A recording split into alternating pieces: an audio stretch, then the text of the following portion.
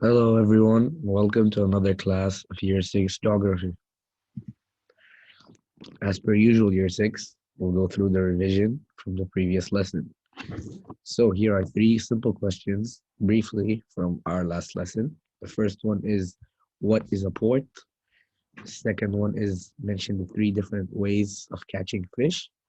The third one is, where are fish and shellfish caught? Okay, now let's start today's lesson. Today's lesson would be focused on holding back the sea. So that's the title for today.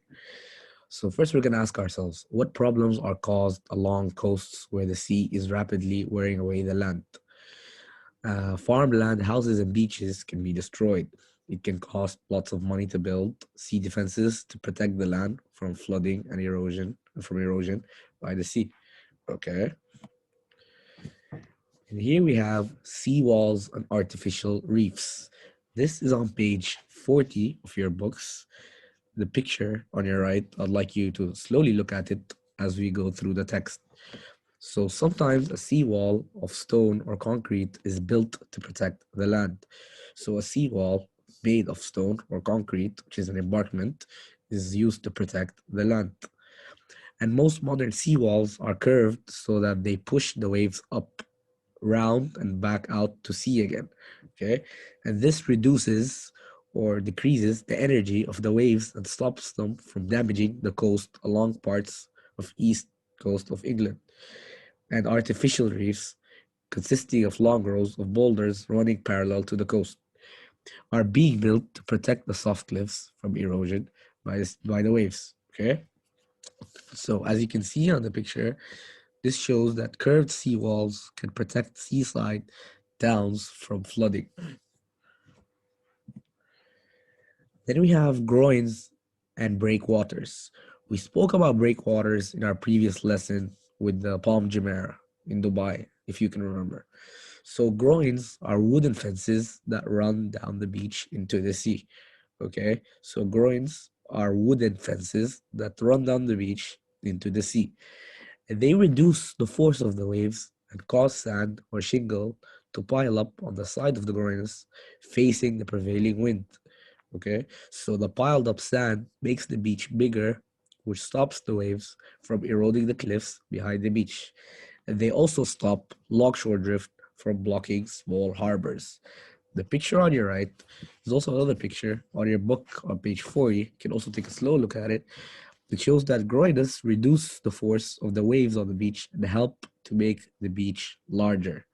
Okay, okay, let's move on to the next slide. I hope that was clear. And then we have breakwaters.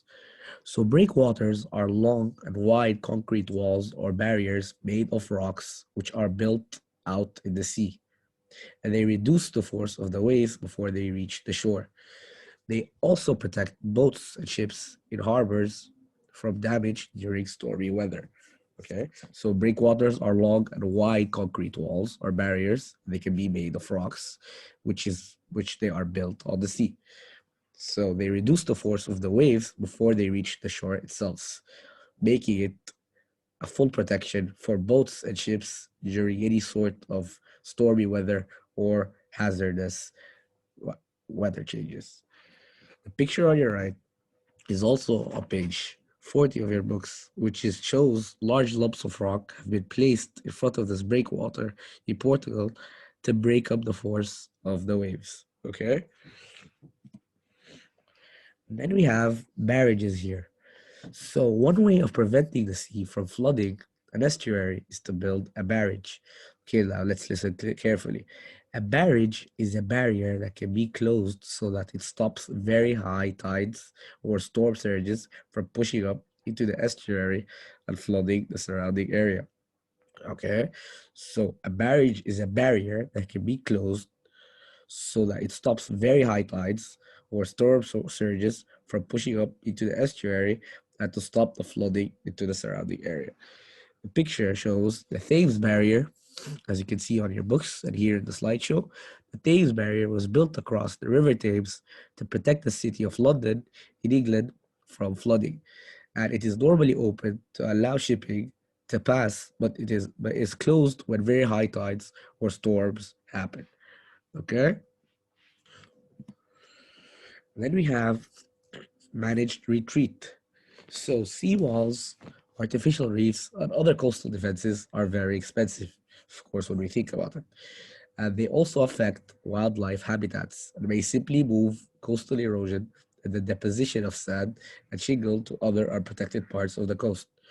Sometimes, though, where there are no homes, factories, or other buildings to protect, it is cheaper and better to let the sea flood the land next to the coast.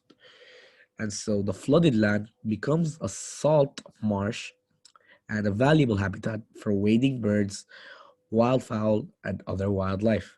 And just as importantly, the new salt marsh breaks the force of the waves and stops the sea flooding further inland. Okay? And it allows the sea to flood certain parts of the land, which is called managed retreat. Okay?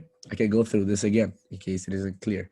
So, seawalls and artificial reefs and other coastal defenses are very expensive, and they affect directly the wildlife habitats, and they simply move the coastal erosion and the deposition of sand and shingle to other unprotected parts of the coast.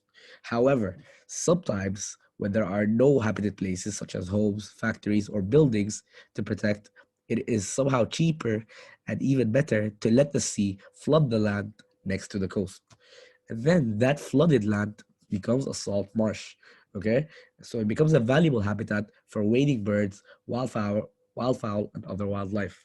And just as important, this new salt marsh, it breaks the force of the waves and stops the sea flooding furtherly into the land, which then allows the sea to flood certain parts of the land, which is called managed retreat. Okay, I hope this was clear. You can go through it again on your books on page 41 in case it isn't. For your homework year 6, I'd like you to answer pages 40 and 41 on your geography workbook. I hope you enjoyed this lesson and I hope everything was clear. As usual, if anything isn't, feel free to message me on Seesaw. I'll gladly answer all your questions. Okay? Hope you enjoyed this lesson again and stay safe and see you all very soon.